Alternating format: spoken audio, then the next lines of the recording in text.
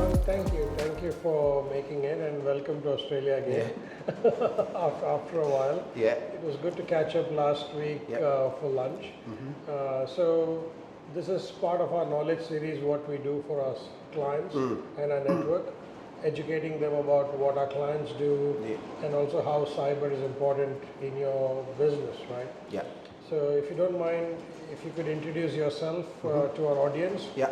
We'll just have a conversation around your business and cyber, basically. Okay, so my name's John Joyce. I UK General Manager for KBBS Systems, who are an Australian company with also a base in the UK. We are a technology company specialising in fraud detection for the insurance industry, and we have clients in Australia, a couple in the UK, and of course along with that comes the responsibility of security and all things that go along with that, and of course Stickman have helped us on our journey with that, so I think. So what's the business actually when you say fraud detection or management? We take claims data from insurance companies, and we have algorithms and other things, models and whatever else, and we just run data through these models and algorithms, and they provide an outcome or a result of that, and depending on the result, it would allow an insurance company to either investigate the claim, or actually, more importantly to insurance companies, is to allow the claim to actually be paid. Investigating claims costs a lot of money, so if we tell them we think it's all right actually, then they can pay. And so when a claim comes in, your software analyzes the claim and detects if there is any fraudulent it's almost like a traffic light system. So, you know, a red would suggest you need to look at this in quite a lot of detail. An amber might be, you know, you might want to look at it, and a green, it's like, that's fine. It's okay. They make the final decision though. You know, we kind of lead them. The software will alert, and then they have to then look at it and decide whether. Correct. That's correct. They're in charge of the whole process as such. We just kind of help them and lead them in that way, and then it's up to them really to decide what they want to do. We kind of pass that process on to them, and from there on it's kind of up to them. So, but I think, you know, there is a misconception, I think, a little bit about insurance companies that they do actually prefer to allow claims to be paid, genuine claims to be paid, because, you know, that's kind of what they're there for, in a way, to help people with their insurance and with property damage, or, you know, motor damage, whatever else. That's kind of what they would prefer to do. But of course, then fortunately, you do get fraud, and they need to sort of be on top of that. Otherwise, you know, it does cost your normal consumer money, because that has to be funded in some way or other. So, so you know, we get different types of data. So how many variables would you check? Oh, there's quite a lot. It sort of depends really on the type of claim or whatever else really. But there's a lot. There's potentially hundreds of different types of areas that we would look at, or, you know, all the data that we would look at. So it's quite complex, and it's different types of data. So, you know, coming back to the cyber side of things, we have to be secure. And, sure. So historically, all this was done manually, is it? No, we've I suppose we have, you know, us as a company and probably the industry in general have evolved. Different techniques have evolved. Sorry. Modelling techniques, or you know, artificial intelligence. You know, things down to sort of entity relationship matching, all sorts of things. So probably not manually, but probably not far away there. I suppose if you went back 30 years or something, I guess a lot of it was done on Excel or whatever else really. But, you know, there's a quick evolvement into, you know, obviously these days cloud-based products help whether it's just hosting or indeed detection methods, different types of technology for detection methods. Yeah, so there's a huge involvement and still evolving sort of in the field of that. So yeah, it's quite fast paced, but yeah, as I say, cloud helps a lot. Yep. I think in terms of involvement, probably people would have tried to host stuff themselves years ago, and had bare metal servers and installing things onto those, and and then capacity is an issue or resource is an issue, and so on. So yeah, evolving that into cloud helps hugely, along with the kind of products that How go long on. has the business been running for now? What are we, 2022? Probably 12 years now. Yeah, so we probably started in 2010 with a small team. So did you found the business? I didn't. Simon founded it, and I kind of followed a couple of years later. Got it. Yeah. Got Yeah. it. Beautiful. Mm. So when was the first time, as a software business, you began to see security or cybersecurity as a prime aspect of your business? Well, I guess, given the nature of what we do, we've kind of always had it in our minds that how important the data was. I think we used to host things ourselves quite a bit, and therefore sort of in charge of our technology, if you like, so firewalls, whatever else. So I mean, in reality, you're probably talking actually looking at it properly, probably about 6 years ago or so, when we decided that we needed to do more, do extra. So what was the trigger? What? A few triggers, to be honest, Ajay. I mean, we were always mindful of the data that we had, and then I guess when we kind of moved to a hosted environment, and we kind of evolved from that. It was hosted, but it was still bare metal. Probably when we were moving to cloud-based hosting, when we were then reliant on third parties, if you like, to kind of look after that side of security, or at least the edges. That's when we kind of decided that we would look at increasing our knowledge, let's say, and security awareness and whatever else. Was there any of your clients asking you to? Yes, there were. Yeah, Okay. that was a driver as well. Weirdly enough, I think the driver from them was pretty much exactly the same time that we were thinking of doing that anyway, so it kind of tied in quite well. But yeah, we were asked. What was your process of finding a cybersecurity partner? Well, I think probably the first, or one of the most important parts of that was that it would be an Australian partner, because from a client-based perspective, there's more in Australia than not. So I think just purely from a kudos, if you want to call it that, sort of perspective, I think an Australian cybersecurity company would hold more sway or weight for Australian companies. So the companies that we work for, if we didn't select or work with an Australian partner, they'd probably ask questions why maybe we wouldn't do that. It wouldn't necessarily be a problem, but we just thought it would be a lot easier and smoother to do that. So that was the first sort of criteria. What were you looking for in the partner?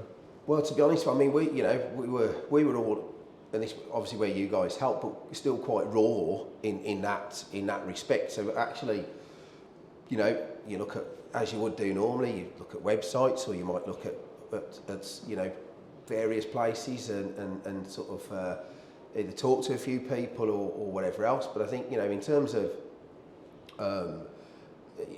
actual partnership, I think you guys were pretty much the first people that we spoke to, and I think I remember I spoke to yourself and Paul, and yeah, I think that side of things, plain to see really that you guys knew what you were doing, and we probably quickly realised that you would help us, not just in the obvious ways, but in the more journey and knowledge and awareness way. So even not necessarily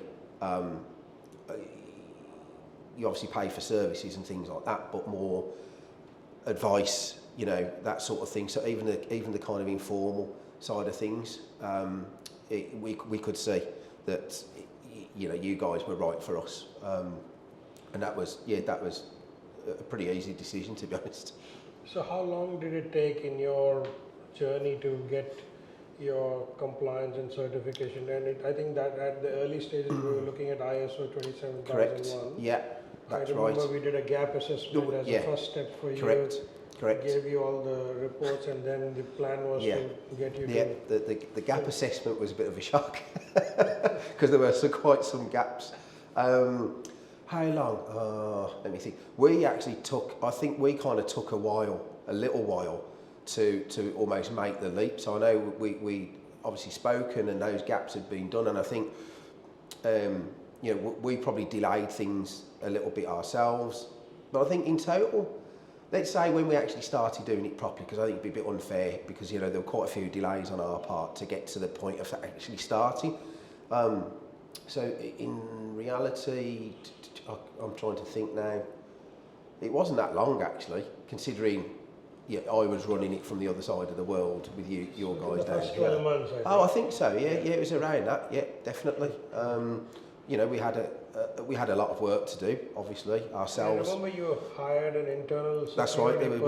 That's correct. We had a guy working for us who we sort of pulled him off whatever that his kind of day job, if you like, to just purely focus on the ISO requirements really. So I think he wrote a lot of our policies and they were reviewed and so on, and worked with our guys internally who were let's say subject matter experts of particular areas of the business.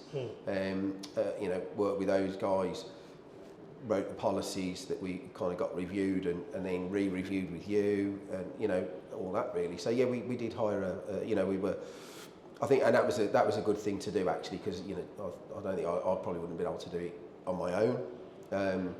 But yeah, so that's kind of what we did, and then obviously work with you guys to get the certification. And it's been what, 4 years you've been certified to ISO, or year on year? Yeah. And I remember that person then left the business, and then you took it, running it yourself. Correct. He actually left about 2 months before the first audit, which was a bit of a blow. He had to move away actually he had some family issues, so he couldn't stay, unfortunately. So he left, and kind of I picked it up. And then I think probably one of the trips that I made out here to go through, I think almost to finalise that policy stage and the not just policies, but the for you guys understanding our policies as well, which is important. I think that one of the biggest and most important things for me now, and it comes along with the journey that we've been on together, is that your guys understand our policies. So it's not just me writing things down and talking. Your guys will give us direction on, well, that was different last year, or you might want to think about that because we know that's not quite how you're doing things now, and all of that really. So yeah, it's not just for us, not just about policies in terms of how we work with you guys. It's about understanding. It's about awareness of how we work. There's a whole package there. It's not just a tick box for policies. It's a lot more than that for us.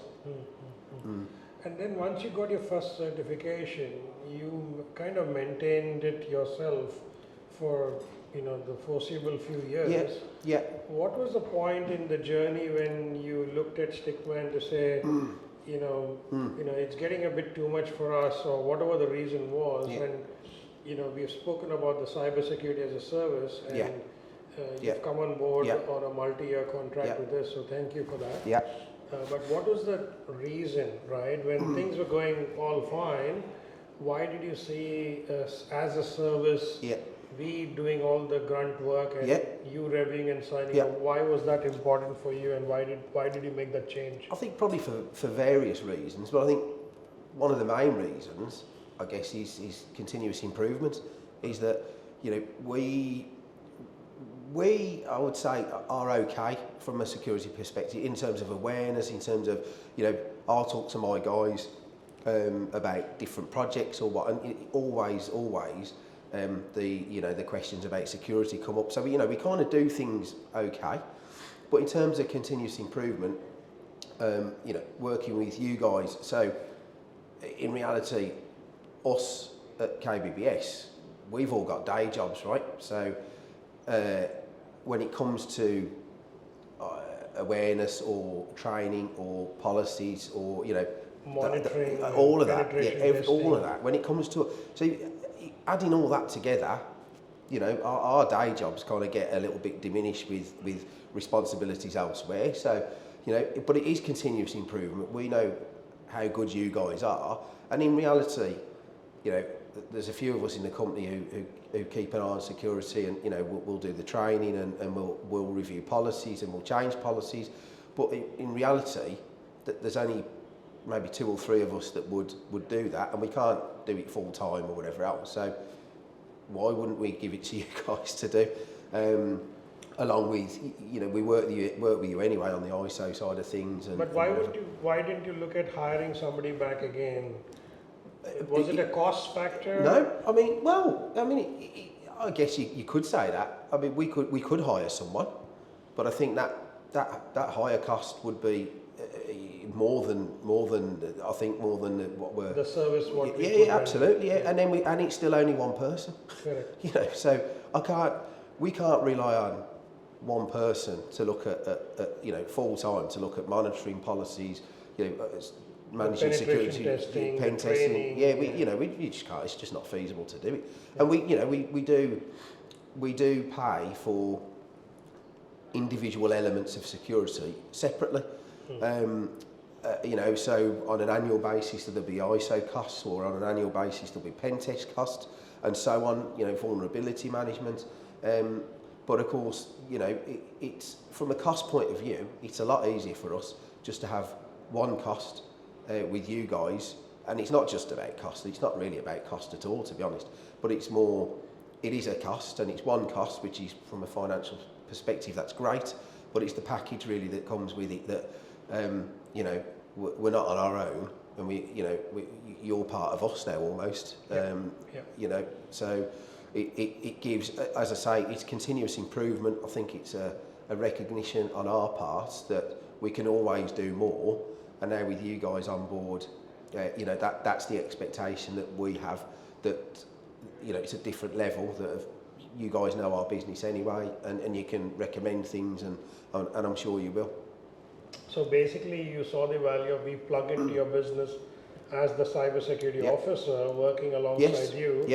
Though it's a shared services model, it doesn't need that full-time requirement. No. Even if it needed, it's still only one person. The cost is going to be just too high to even justify. Absolutely. Even if you had the money, it didn't make sense hiring a full-time person rather than having a team of people working. Absolutely. I mean, look, we're only a small company. We can't, we can't afford a full-time security team of people purely working for us. That's just not feasible to do.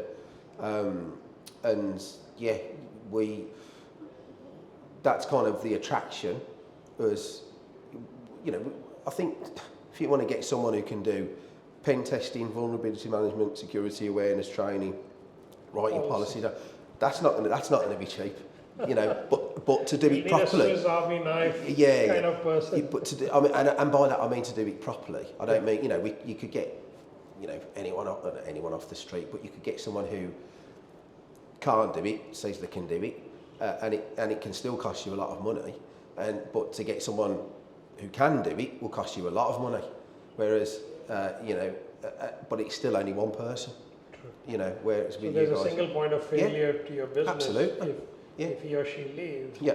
Here you get the monitoring team, which is 24/7, having eyes on all security related issues, vulnerability management on a regular basis. Correct. It's got even endpoint detection for any endpoint issues you have. Then you get the whole annual assessment, certification, pen testing, roadmap, maturity improvement. So it's a full. That's what you saw value. Absolutely. And you mentioned roadmap there. That's another thing that we would look at working with you guys on, because as I say, you know our business, you know the industry we're in, you know the type of data that we deal with. So a roadmap of you should look at doing this, or work with us on this, or whatever. That's important to us again, because it comes back to the sort of continuous improvement that we're looking for. Beautiful. So from just to get an insight into your side of the world, in terms of how is your customers viewing your business today, right? You've had the security certification, and now you've upgraded to the next level of maturity in your security journey. Apart from certification, you've got other aspects of protection. How does your customer see how do they see you as? Do they still see you as a fraud management specialist company? Obviously, yes, but is there any other value you've got out of this? Well, absolutely, because I think the journey that we started on 4 or 5 years ago, whatever that was, as I said, we did take security seriously, but we were quite raw in that area.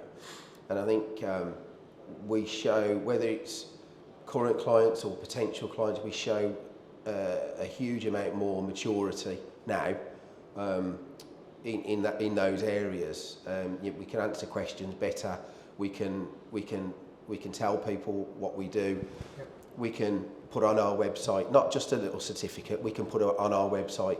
Actually, we've got the certificate, but this is what we do. This is how we look after your data. This is how we protect things. This is how we work.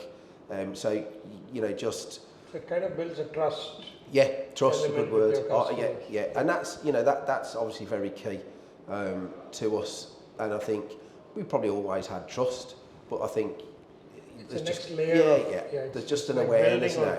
That's right. I always say trust is not a set and forget. It's an ongoing process, right? Because you can't say, I trusted you 10 years ago, so hence, obviously every year the security landscape essentially is changing.